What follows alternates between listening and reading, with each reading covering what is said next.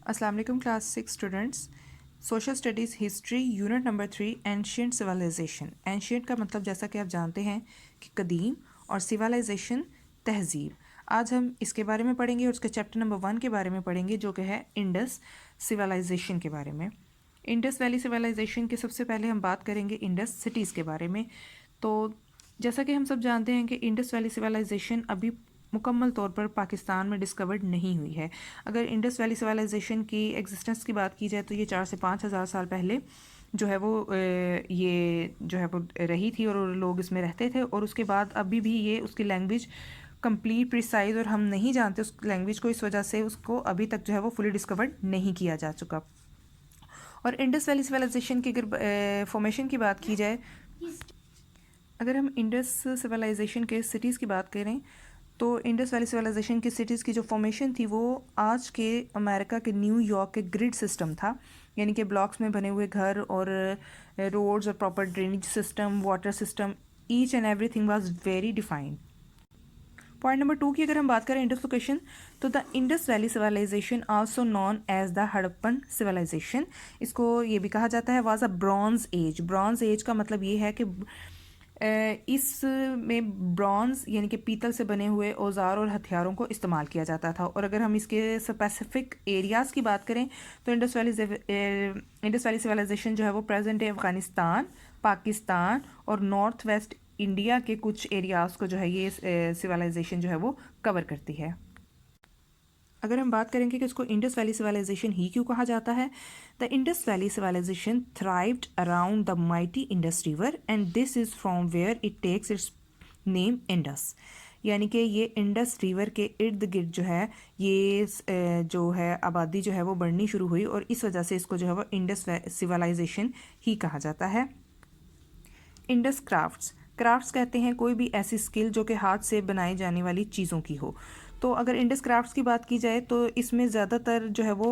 ये लोग जो है वो बहुत ज़्यादा प्रोग्रेसिव, पीसफुल थे और इनोवेशंस लेकर आते थे, जिद्दत लेके आते थे अपने आर्ट और टेक्नोलॉजी में। द प्रिस्ट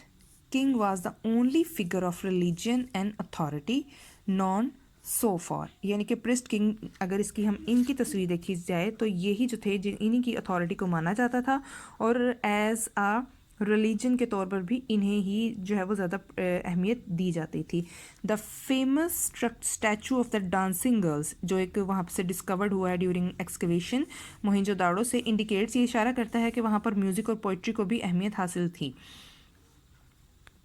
और उसके बाद अगर कार्नियल प्रोडक्ट्स की बात की जाए, कार्नियल एक सुर्ख रंग का पत्थर होता है जिसको के अकीक या अहमर भी कहते हैं, तो उससे जो है ये बहुत सी चीज़ें जो है वो बनाते थे, बहुत सी चीज़ें जैसे कि ये सील्स हो गई इस तरह की, और हर किस्म का क्राफ्ट जो है वो उस चीज़ से बनाया जाता था।